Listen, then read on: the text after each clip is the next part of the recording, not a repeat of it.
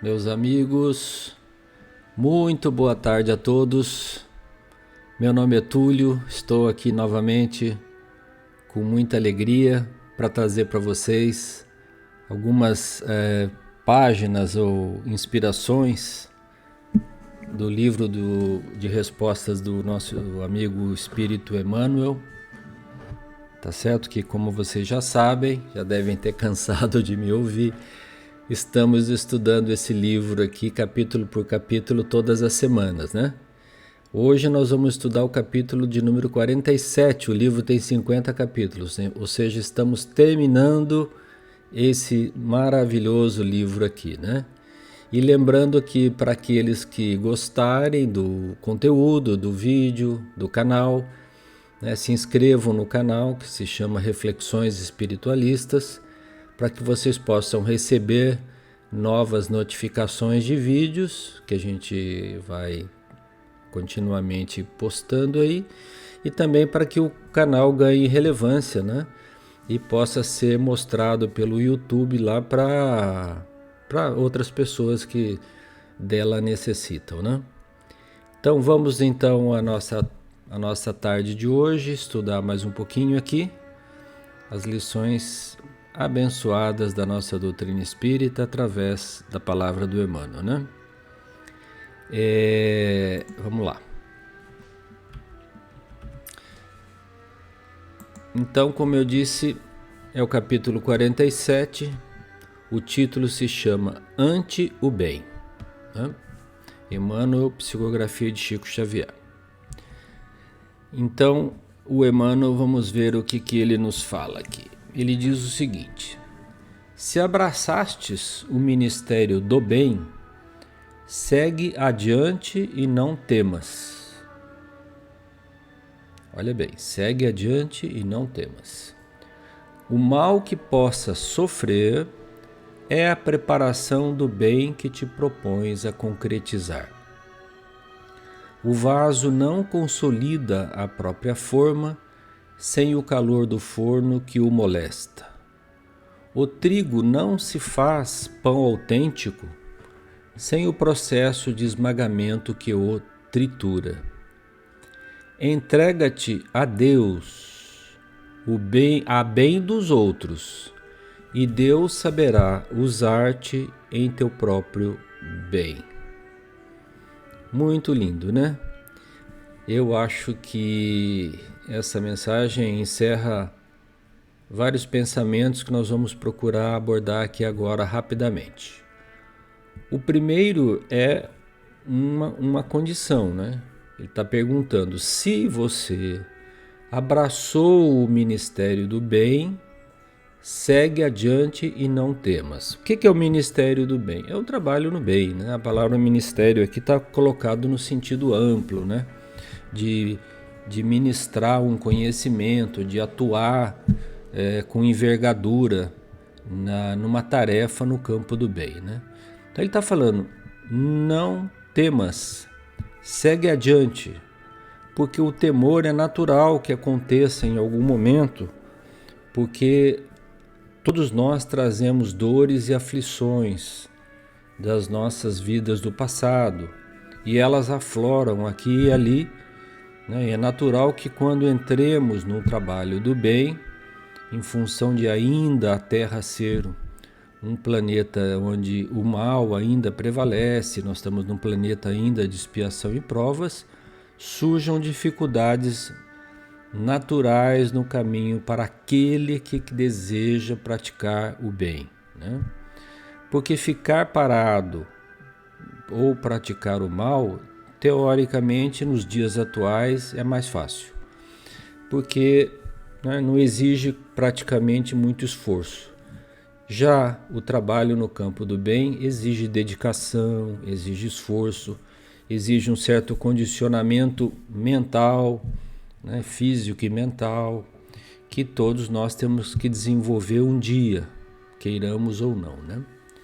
Então ele fala assim, para explicar um pouco isso, né? O mal que possa sofrer é a preparação do bem que te propões a concretizar. Parece complicada essa frase, mas não é. é o que eu acabei de falar, né? Se você se propõe a trabalhar no campo do bem, ou se propõe a concretizar alguma atividade no campo do bem, é natural que sofra você algum tipo de constrangimento, tá certo? Remar contra a correnteza sempre é mais difícil, né? Por isso que é importante que aquele que vá fazer um trabalho, ou que se propõe a trabalhar no campo do bem, se escore na prece, né? Na companhia de bons livros, na companhia de amigos queridos que também estejam interessados em fazer essa melhoria, para a gente também um pouco se proteger desse ambiente um pouco hostil que aparece quando você se propõe a fazer o bem. Mas a verdade mesmo é que a maior dificuldade não reside nos outros, reside em nós mesmos, né? Porque nós temos, como eu disse, várias encarnações em que nós nos viciamos no trabalho fácil, em simplesmente pedir a Deus, em pouco realizar, né? Em deixar a vida correr solta, ou seja, com menor esforço, né? Sem um estudo edificante. Então, e claro, ainda temos uma boa dose de orgulho, de vaidade, de egoísmo dentro de nós. Então essas forças lutam contra você.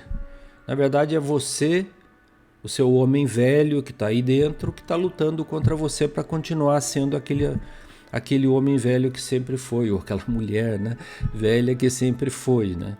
Ou seja, não quer mudar o status quo, né? Quer permanecer nessa situação de ociosidade espiritual, vamos chamar assim, né? Então ele dá alguns exemplos aqui, né? Ele fala assim, olha, exemplos do dia a dia, né? Você vai fazer um vaso de argila, ele não toma forma, ele não se solidifica se não passar pelo calor do forno. E o calor é bom? Não, o calor é calor, né? É quente. Mas ele, com isso, solidifica aquele vaso. O que era uma matéria móvel, moldável, se torna rígida, se torna firme.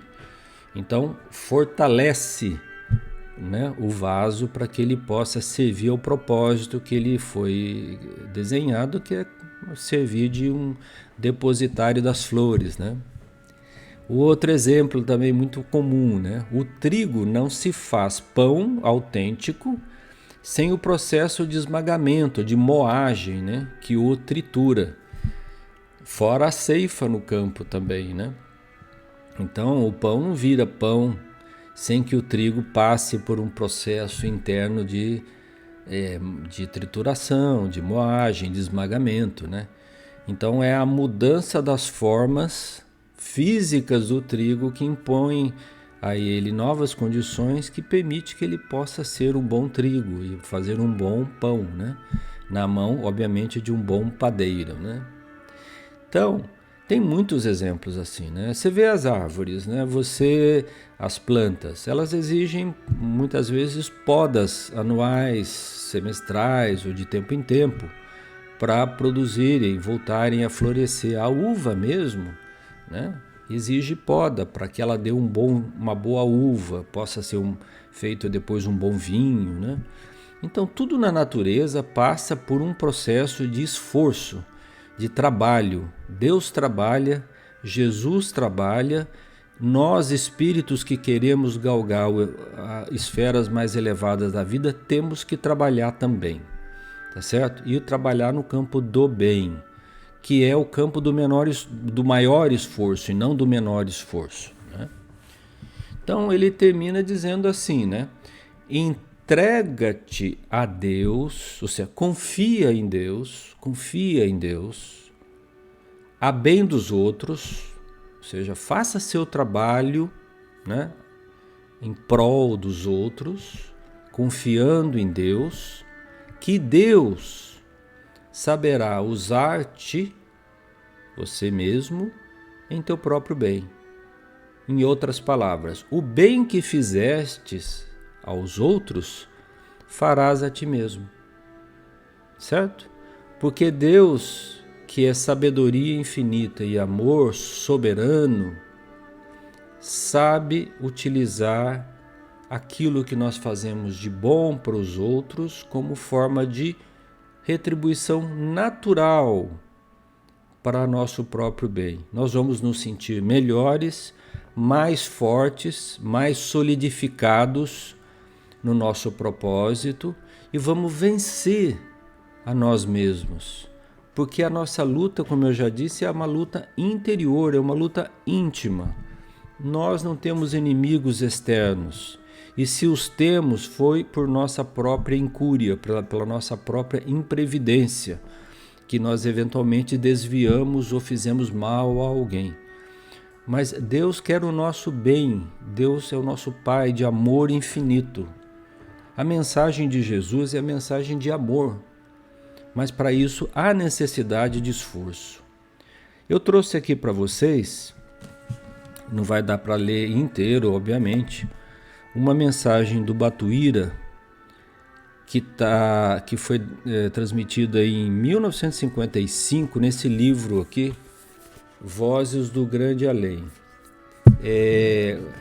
Como vocês sabem, o Batuíra foi um espírito valoroso aqui no estado de São Paulo, né? E trabalhou muito fortemente no campo do bem. No finalzinho da mensagem, ele fala assim, olha: clareemos o cérebro no estudo renovador, ou seja, estudemos, e limpemos o coração com o esmeril do trabalho, ou seja, trabalhemos. E então compreenderemos que o Senhor nos emprestou, não deu, nos emprestou os preciosos dons que nos valorizam a existência, ou seja, a saúde do corpo, a capacidade de trabalhar, a inteligência e todos os dons que nós temos, não para rendermos culto às facilidades sem substância, engrossando a larga fileira dos pedichões e preguiçosos inveterados, mas sim para que sejamos dignos companheiros da luz, caminhando ao encontro do seu amor e de sua sabedoria com os nossos próprios pés. Saibamos assim aprender a servir para merecer. Saibamos assim aprender a servir. Aprender a servir. Olha quanto verbo tem aqui. Aprender a servir para merecer. Tá certo? Não é só servir para merecer. Nós temos que aprender a servir. Nós não fomos educados para servir ao próximo. Nós somos educados para servir a nós mesmos. Pelo nosso egoísmo, pela nossa vaidade, tudo é meu, minha família, meus amigos, tá só aquele círculo pequeno. Nós não conseguimos enxergar ainda a humanidade como sendo nossos irmãos em Deus, que é nosso Pai amoroso. Mas ele fala muito claramente aqui no finalzinho, né? Caminhando ao encontro do seu amor. Então a boa notícia é, nós vamos subir para os níveis superiores da vida, e de sua sabedoria com os nossos próprios pés, ou seja, usando o nosso esforço, a nossa labuta diária, nossa perseverança, não desanimar, não desistir, ser forte, ser corajoso, enfrentar as dificuldades de frente, não fugir, não escapar delas, né? Saibamos assim, como ele diz então, aprender a servir para merecer, ou como diz o Emmanuel, entregar-te a Deus, a bem dos outros, e Deus saberá usar-te em teu próprio bem. Não é bonito? Não só bonito, como é profundo. E essa é a virtude da doutrina espírita. Ela veio aqui não para nos ensinar fenômenos mediúnicos, veio aqui para espiritualizar a humanidade, para elevar de padrão moral o planeta, para trazer as lições abençoadas de Jesus de volta à discussão, que foram muitas vezes esquecidas ao longo dos últimos 15, 17 séculos aí. Tá certo? Então é isso, minha gente. Fico por aqui. Um beijo aí no coração de todos. Fiquem com Deus. Até a próxima semana, tá bom? Deus abençoe a todos aí. Tchau.